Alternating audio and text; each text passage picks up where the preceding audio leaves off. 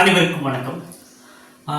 Document upload பண்ணாலே உங்களுக்கு வந்து இன்டர்வியூ கூப்பிடுவாங்களா அப்படின்னு நிறைய பேர் கேட்டுக்கிட்டே இருக்கீங்க.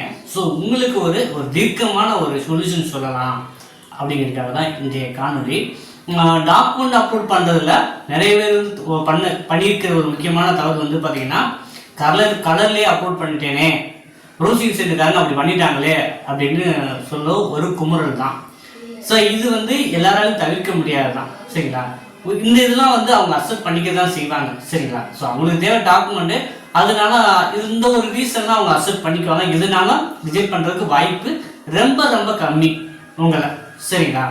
அப்புறம் வந்து எனக்கு வந்து டாக்குமெண்ட் அப்லோட் சக்ஸஸ்ஃபுல்லாக பண்ணிட்டேன்னா எனக்கு கன்ஃபார்மாக வந்து இன்டர்வியூ கூப்பிடுவாங்களா அப்படிங்கிற கேள்வி வந்து எல்லார் மனசிலும் இருக்குது. ஸோ அப்படி கேள்வி இருக்கிறவங்களுக்கெல்லாம் ஒரு நிமிடம் வந்து உங்கள் மாவட்ட நோட்டிஃபிகேஷனை பற்றி பார்த்தீங்கனாலே உங்களுக்கு ஒரு சொல்யூஷன் கிடைச்சிடும். ஏன்னா வந்து அது 10th லெவலில் வந்து பார்த்தீங்கன்னா ஒவ்வொரு மாவட்டத்துக்குமே ஒரு 200-300 வேகன்சிலாம் அவங்க கொடுக்கல. 40, 50, 30, 20 அந்த மாதிரி தான் கொடுத்துருந்தாங்க. அதுவும் கம்யூனிட்டி வைஸாக பார்த்தீங்கன்னா ஒரு கம்யூனிட்டிக்கு 2 வேகன்சி 3 வேகன்சி தான் கொடுத்துருந்தாங்க. ஸோ அப்படி இருக்கும் பட்சத்தில் வந்து எல்லாத்துக்கும் வந்து இன்டர்வியூ கூப்பிடுவாங்கிறது வந்து பார்த்தீங்கன்னா ஒரு கற்பனை தான், சரிங்களா. அதனால வந்து ஹை மார்க் எடுத்திருக்குன்னு நினைக்கிறவங்க வந்து கண்டிப்பாக வந்து எதிர்பார்க்கலாம். நான் 170க்கு 155 எடுத்திருக்கேன், நான் 160 எடுத்திருக்கேன், 153 எடுத்திருக்கேன், 150 எடுத்திருக்கேன். ஸோ இந்த மாதிரி கேட்டகரியில் இருக்கிறவங்க கண்டிப்பாக எதிர்பார்க்கலாம். இந்த 140க்கு மேலே எடுத்திருக்கவங்க ஒரு பார்டர், அவங்க கம்யூனிட்டியை பொறுத்தோ அவங்க வச்சிருக்கிற கோட்டாவை பொறுத்தோ வர வாய்ப்பு இருக்கு. கோட்டா மீன்ஸ் வந்து பார்த்தீங்கன்னா அவங்க பிஎஸ்டி வச்சிருக்கலாம், பிரியாரிட்டி வச்சிருக்கலாம். ஸோ இந்த மாதிரி எதிர்பார்க்கலாம். சார் 140 மேலே போயிட்டு இந்த மாதிரி கூட எதிர்பார்க்கலாம். ஆனால் வந்து பார்த்தீங்கன்னா 100 எடுத்தவங்களுக்கு கண்டிப்பாக கிடைக்குமானா கண்டிப்பாக வந்து நீங்கள் ஒரு கற்பனையில் இருக்காதீங்க. ஏன்னா வந்து நமக்கு தெரிஞ்சிருச்சு, நமக்கு வேகன்சி வந்து அந்த அளவு அதிகமாக இல்லை, எல்லாருக்குமே கண் கூட தெரியும், சரிங்களா. நான் 100 தான் எடுத்திருக்கேன், எனக்கு கிடைக்குமானா அந்த மாதிரி வந்து நமக்கு லோ காம்படிஷன்ல யாரும் கிடையாது. ஸோ உங்களுக்கே தெரியும் மாவட்ட வாரியாக எந்த அளவு காம்படிஷன் இருந்தது அப்படிங்கிறது உங்களுக்கு தெரியும். ஸோ அவங்க என்ன சொல்லியிருந்தாங்க, அவங்க நோட்டிஃபிகேஷன்ல யாரெல்லாம் அப்லோட் பண்ண சொல்லியிருந்தாங்க, எதுக்காக அப்படி பண்ணாங்க அப்படிங்கிற விஷயத்த நீங்க எல்லாரும் முதல்ல தெரிஞ்சுக்கணும், சரிங்களா. இப்போ முதல்ல வந்து அவங்க என்ன பண்றாங்க அப்படின்னா டிரைவர். ஸோ நம்ம வந்து மாவட்ட நீதித்துறை விளையாட்டுல driver one of the category அவங்களுக்கு என்ன பண்ணாங்க அப்படின்னா இந்த மாதிரி லிஸ்ட்லாம் ஒரு லிஸ்ட் எடுத்தாங்க. யாரெல்லாம் டாக்குமெண்ட் சரியாக அப்லோட் பண்ணலையோ அவங்க வந்து மறுபடியும் மெயில் பண்ணுங்க அப்படின்னு ஒரு லிஸ்ட் விட்டாங்க. அதற்கு அடுத்தாப்புல என்ன பண்ணினாங்க அப்படின்னா எல்லாத்தையும் வந்து இந்த மாதிரி வந்து தேர்தல் ரொம்ப கஷ்டமா இருக்கு அப்படின்னு அவங்க பிளான் பண்ணி இந்த மினிமம் குவாலிஃபை மார்க் தமிழுக்கு 50க்கு 20க்கு மேல எடுத்துக்கணும், 20-20க்கு மேல, பொது அறிவுல 120க்கு 48க்கு மேல, இந்த மாதிரி இருக்கிற கேட்டகரிக்கு எல்லாருமே அப்லோட் பண்ணுங்க அப்படின்னு சொல்லிட்டாங்க. ஸோ அவங்க சொல்றதுக்கு இதுதான் காரணம். ஸோ ஒவ்வொருத்தங்களா பார்த்து வந்து அவங்க ஃபைண்ட் அவுட் பண்ணி கண்டுபிடிக்கிறதுக்கு இன்னும் 2-3 மாசம் ஆகும். அதனால தான் இந்த மினிமம் குவாலிஃபை மார்க் எடுத்தவங்க எல்லாத்தையுமே அப்லோட் பண்ண சொன்னாங்க. ஸோ ஒரு சில பேர் வந்து நான் வந்து உங்களை வந்து நான் டீப் ப்ரொமோட் பண்றேன்னு நினைக்காதீங்க. இதான் நிதர்சனம், இதான் உண்மை. ஸோ உண்மையை தெரிஞ்சுக்கிட்டோம் அப்படின்னா நம்ம வந்து அடுத்த கட்டமா டிஎன்பிஎஸ்சி குரூப் 4க்கோ இல்லை ரயில்வேல குரூப் டிக்கோ போட்டிருக்காங்க, அதுக்கு படிக்க ஆரம்பிக்கலாம். ஸோ இன்னமும் வந்து பார்த்தீங்கன்னா நம்ம இதுலேயே உட்காந்துக்கிட்டு தேவை கிடையாது, சரிங்களா. ஸோ அது ஒரு கருத்தை முன்னாடி முன்வைக்கிறேன், சரிங்களா.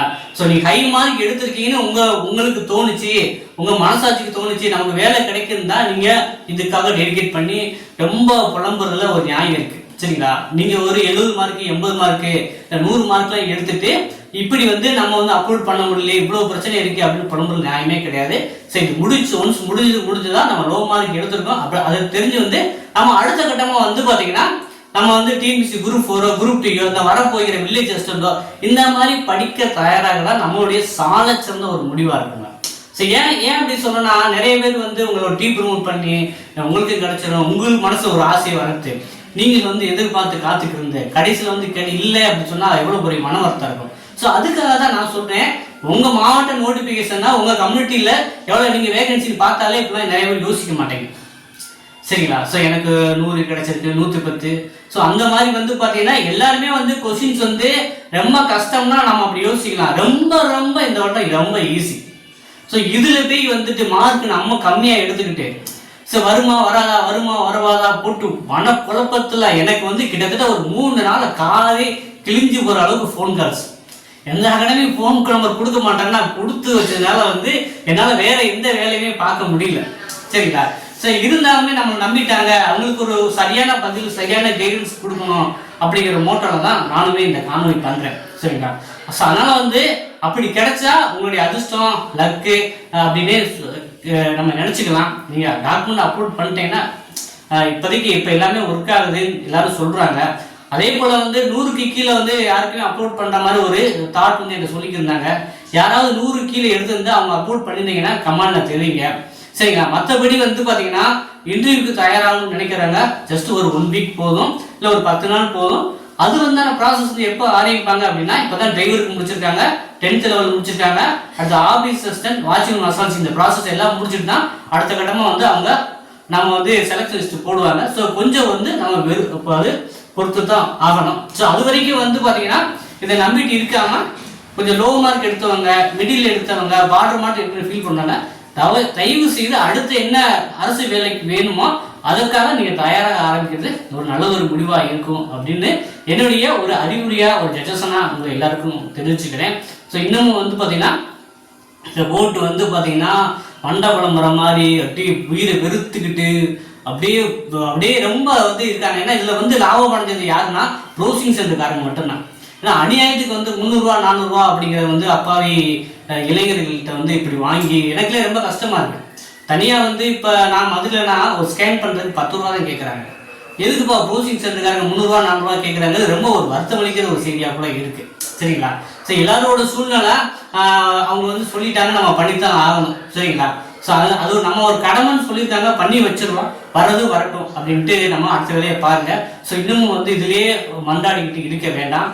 நம்ம வந்து அடுத்த கட்டமாக நகர்ந்து போகிறது தான் நல்லது. நதிகள் போல் நம்மளும் பாய்ந்துகிட்டே இருப்போம். நமக்கான இலக்கு வந்து கண்டிப்பாக இருக்கும். ஸோ தொடர்ந்து வந்து இணைந்தீர்கள். அடுத்த காணொலியில் மீண்டும் சந்திப்போம். நன்றி, வணக்கம்.